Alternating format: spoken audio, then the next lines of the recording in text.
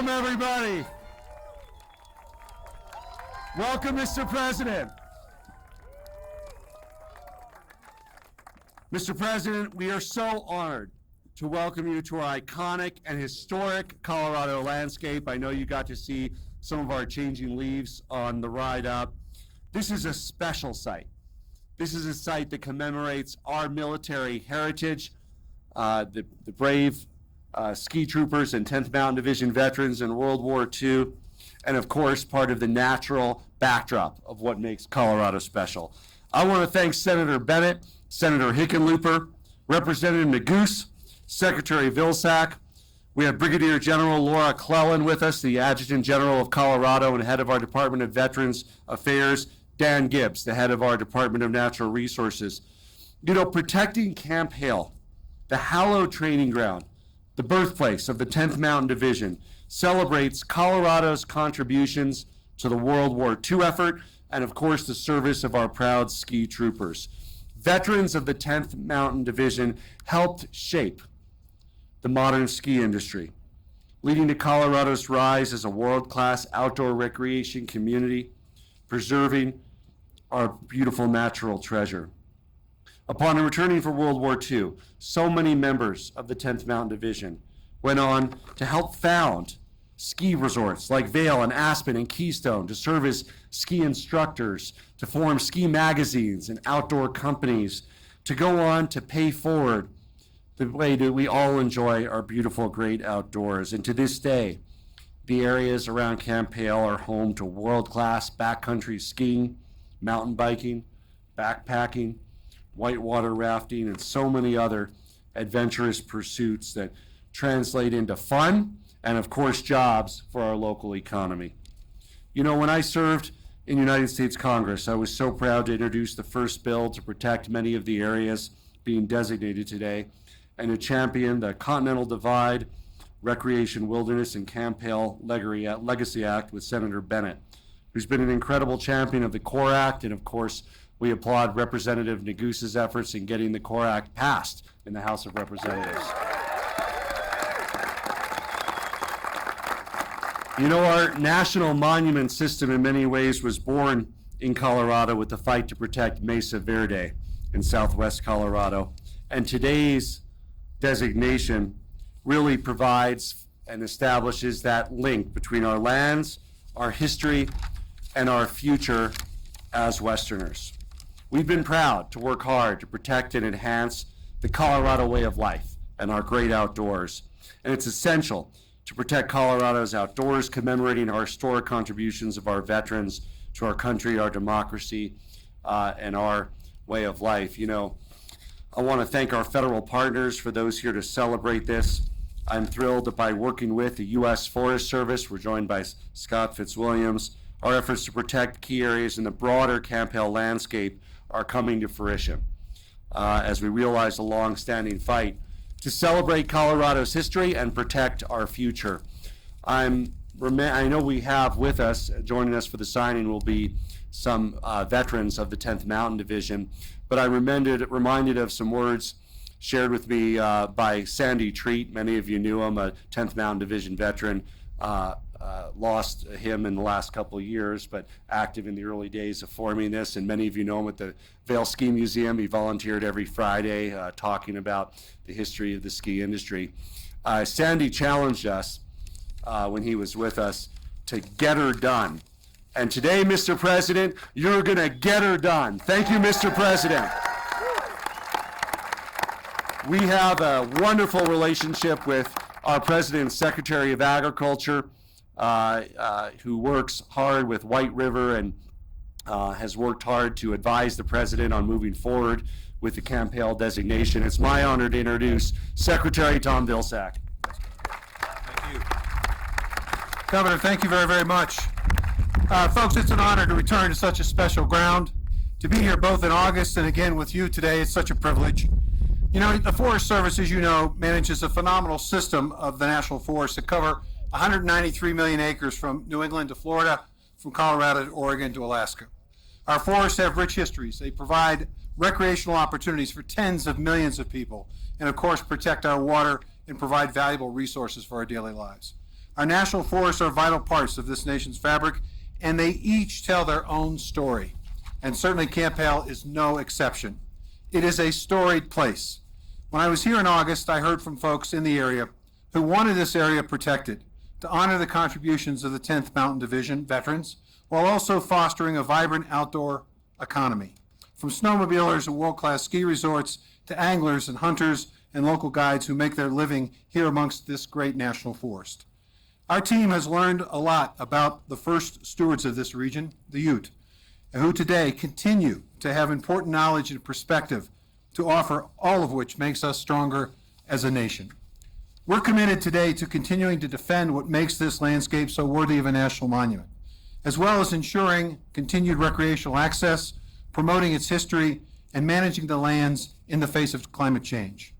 The Biden-Harris administration and USDA are proud to continue to work with this great community to steward this land in ways that will help the region thrive. It is places like these, with these inspiring vistas and important contributions, that make this land and our nation so special.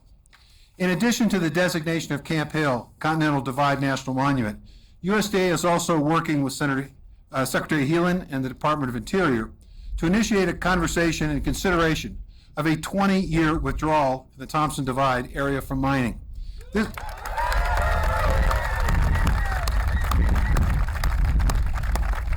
This would temporarily prohibit the issuance of new prospecting permits and leases from federal minerals and the staking of new mineral claims and mining claims, during which we will do a careful environmental analysis with much public input.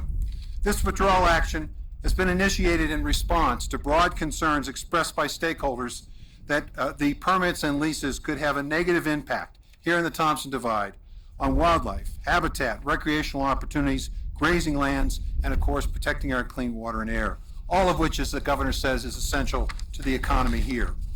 This is a pause, pending public input, and is one that does not affect existing rights or private land. On behalf of USDA, I want to express my gratitude to Senator Bennet, Senator Hickenlooper, Representative Neguse, Governor Polis, and the many, many stakeholders who provided years of steadfast advocacy on behalf of these landscapes. But I really want to especially thank my boss, the President of the United States, President Biden.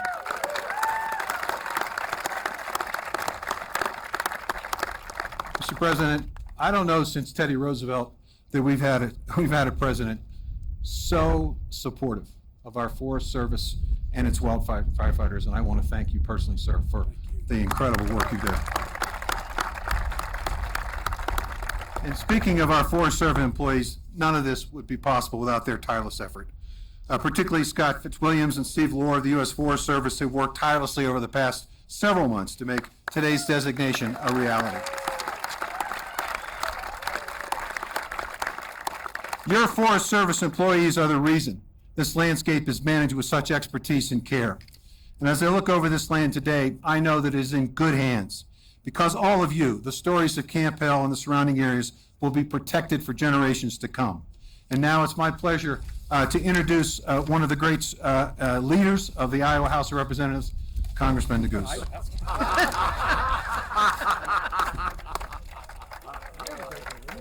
Let's give another round of applause to the Secretary of Agriculture, Tom Vilsack.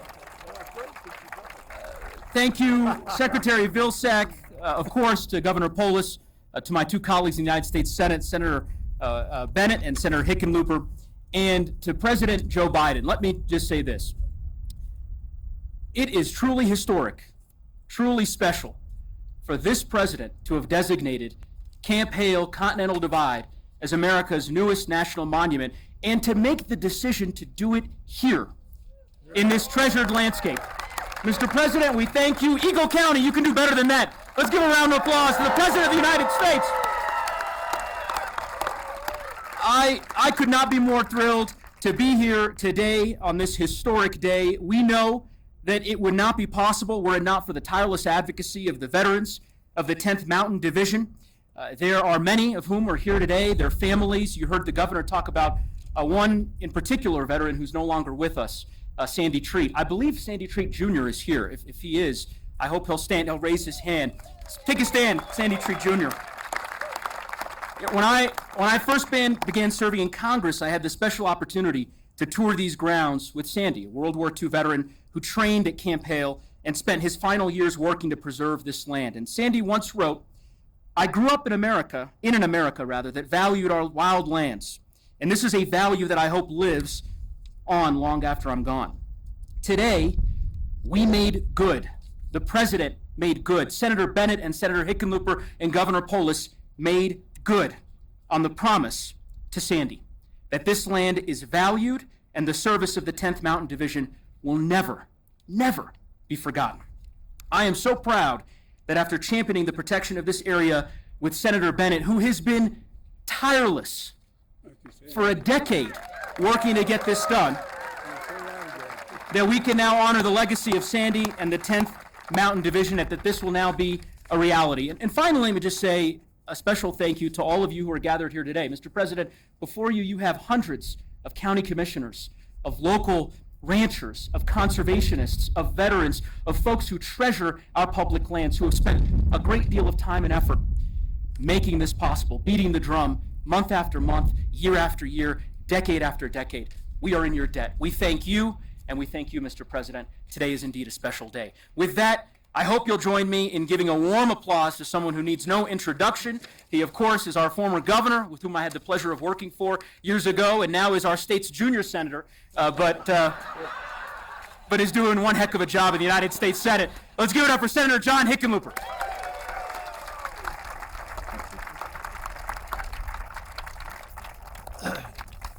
And I'm so close to the main attractions that I'm going to be very brief, but I want to recognize Joe Neguse, and as always, he kind of hit the nail on the head.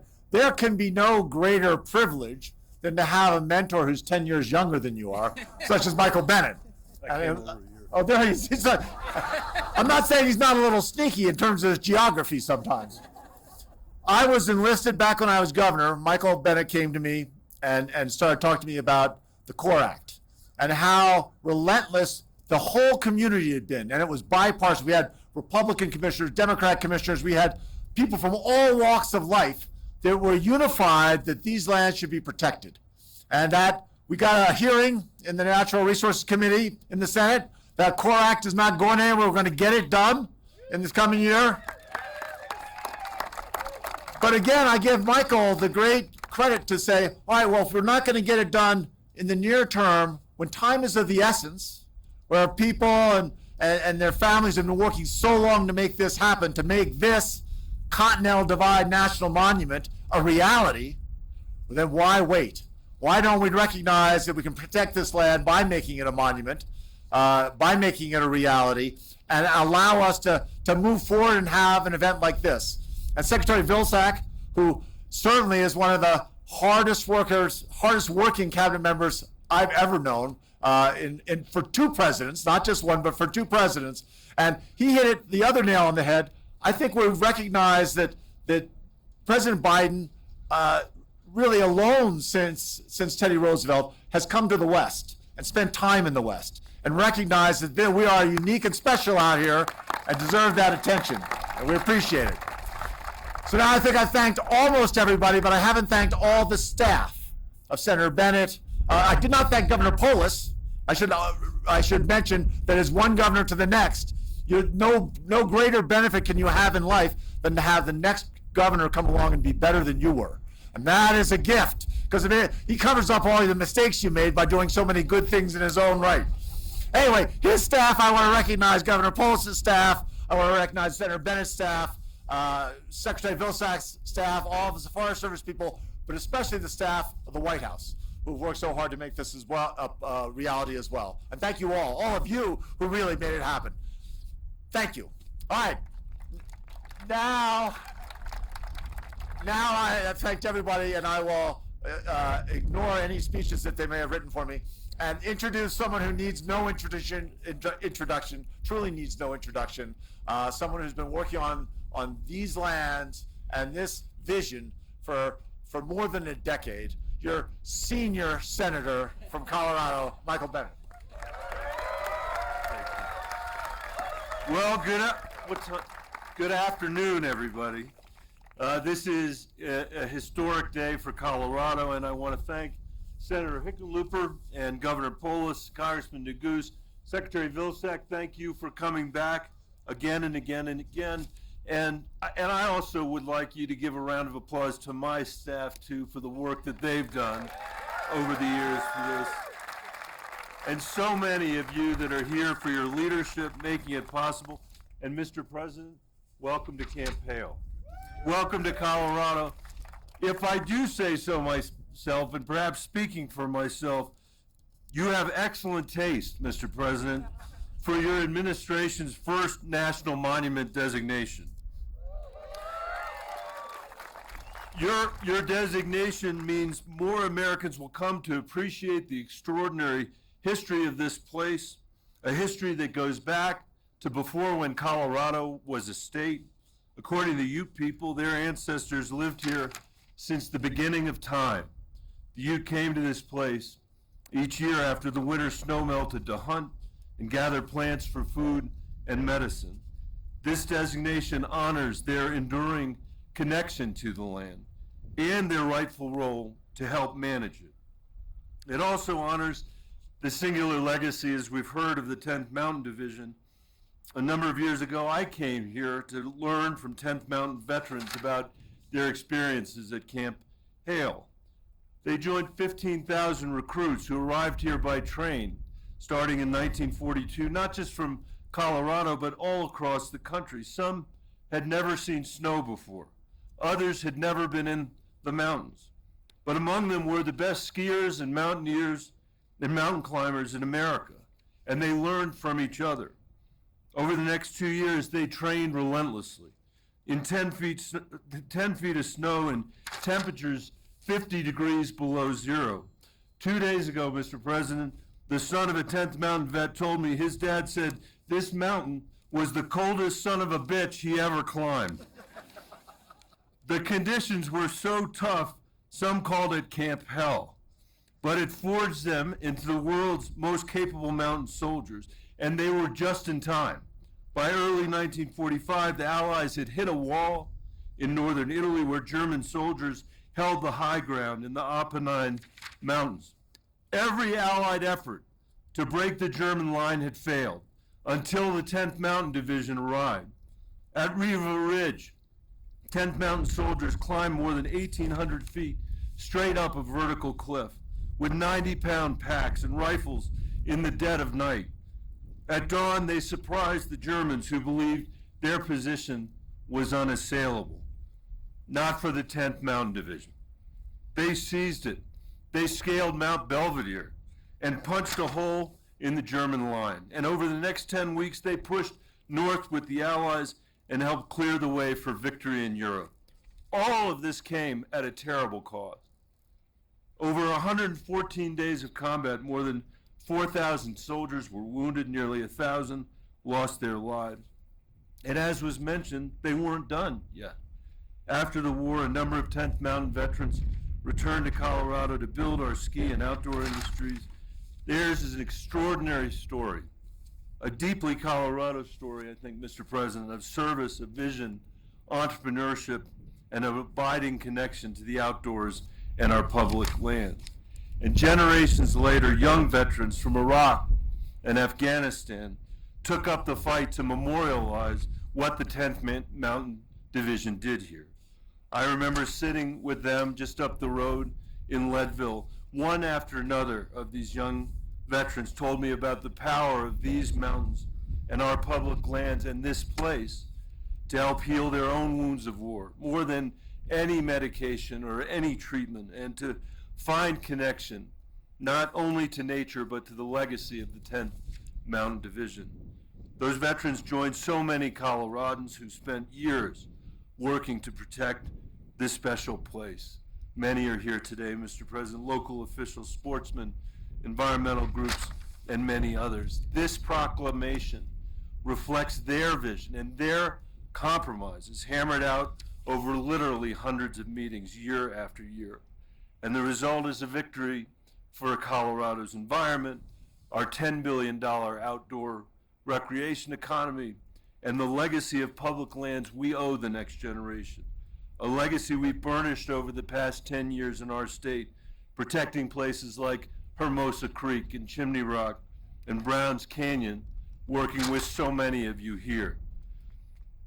Let me end by acknowledging those who are no longer here, the 10th Mountain veterans who gave their lives in the war or who have passed on since.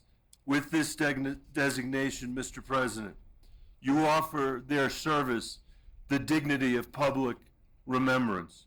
You safeguard this place and its history, not only for them, but for America. And you ensure that years from now, we can bring our grandkids here and tell them the story of the 10th Mountain Division and their contributions not only to Colorado, but to humanity. And for that, Mr. President, Colorado will be forever grateful. Thank you. And now it's my honor to introduce a great friend and a great partner, Scott Fitzwilliams, the forest supervisor of the White River National Forest. I think he's the hardest working person in show business. Thank you. Thank you. Just you and I now. That's right. Thank you, Senator. I grew up in the heartland of the farmlands of Wisconsin. My dad was a cop. My mom was taking care of me and my 5 siblings, chasing us around the house. Growing up, life was about sports, camping, fishing, hiking. For us, the outdoors meant everything. But I didn't know I could make a career out of it until I came here to Colorado for graduate school and earned my master's degree in environmental policy. It was there I got an internship with the Forest Service, and I just loved it.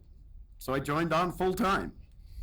And for the next 31 years, I got to serve in some of the most amazing, stunning places in America: Alaska, Wyoming, Oregon, Montana, and North Dakota. And then in late 2009, I came back here to Colorado. And for the last 13 years, I've been the forest supervisor of this incredible place and the 2.5 million acre White River National Forest. For me and my awesome team, our job is to protect the lands for future generations so that our forests can provide what Americans really want: clean water, clean air, wildlife, recreation, and economic opportunities. It's getting windy. I've considered other positions elsewhere, but I've stayed here because I love this land and I love the people in it. You can feel the energy of these communities.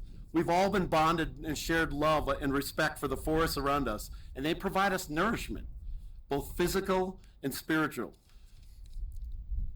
At the end of a stressful week, I can go fishing, hiking, skiing, backpacking, hunting. It's like nowhere else on earth, and it inspires me every day. These landscapes have been telling us stories for a long time.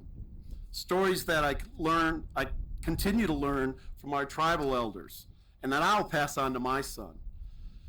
Designating Camp Hale and the surrounding landscape as a national monument marks the next chapter in our story.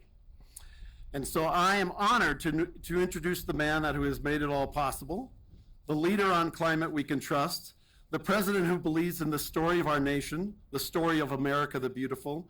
Please welcome President Joe Biden.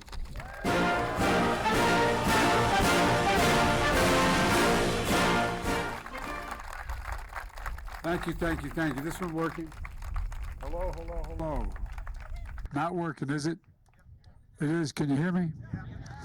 All right. Well, by the way, I wanted to come out here because I love being in Colorado in the West. I love even being in Alaska. One of the things I was saying earlier to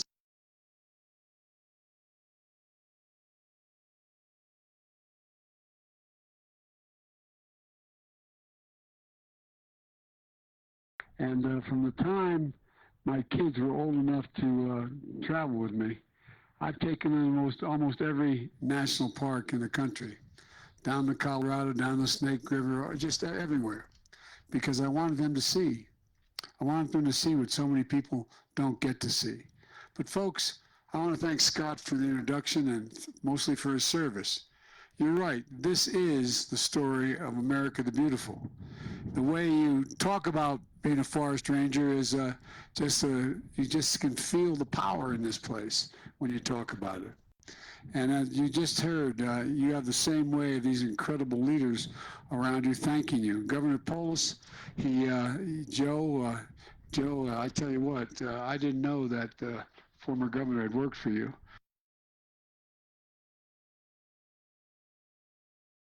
All of you have been determined over the years to protect this sacred and historic lands. And Michael came over here. I want Michael to come back up here a second. Come on, Michael. And the reason why I do, I want you to tell you what happened here. This guy, he made this finally happen, at least me signing this shortly. And he came to the White House and he said, I told you what I need. And I said, I'll do it. You know why? I was worried he'd never leave the damn White House if he didn't go. And I'm also honored to be joined by several tribal leaders here, because this is your progeny, this magnificent land. You've been great stewards of these sacred lands, but I just want you to know, the reason why he's an environmentalist, he married one, otherwise he'd sleep alone. So I just want you to know that. Look, it's great to be with Tom Vilsack, Secretary of Agriculture, Brenda Malloy, Chair of our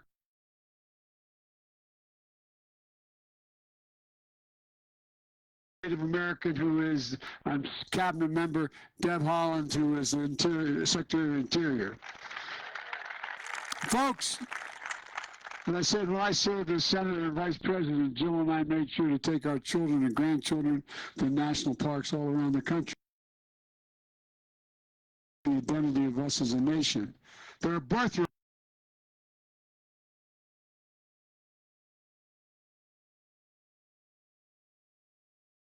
that we pass down from generation to generation, and they unite us. And that's what today is all about.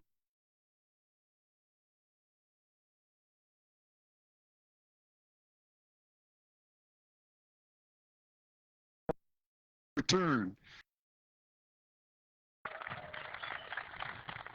President Theodore Roosevelt first used the Antiquities Act to designate a national monument.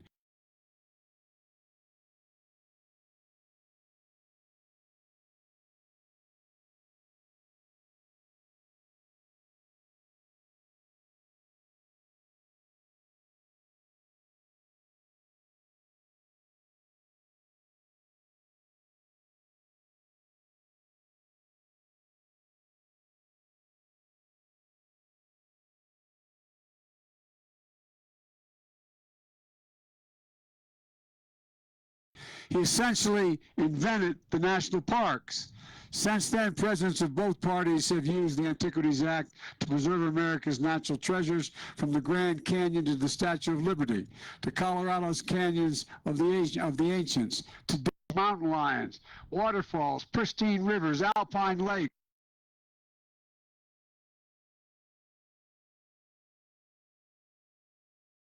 Backdrop of ski slopes and iconic trails.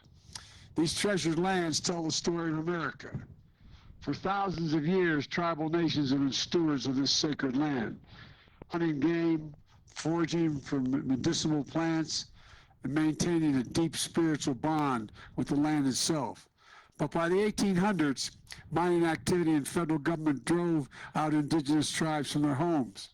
But those tribes continue to use these sacred lands.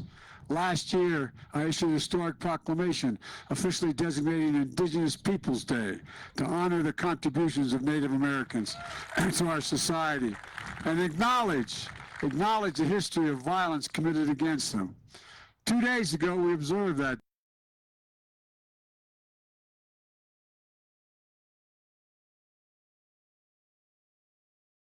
I was also aware the U.S. Army, as you've already heard, first and only Mountain Infantry Division trained to take on the Nazis in World War II. The 10th Mountain Division, stationed on the valley floor, surrounded by rugged boulders, forest, mountains stretching 14,000 feet high, among the tallest mountains in America. Facing high altitudes and harsh terrain, deep snow, bitter cold. Soldiers at Camp Hale learned to scale rock, ski, and survive, preparing for the war they were about to fight. It came as the senator pointed out, in February 1945, surprise Allied attack in the mountains in Italy.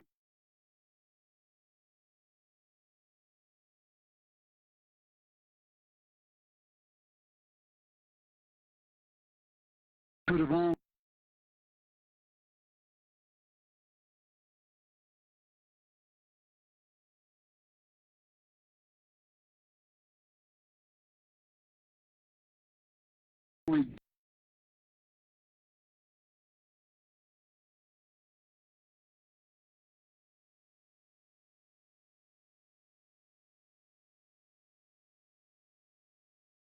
captured key positions and broke through the German defense line at a pivotal point in the war.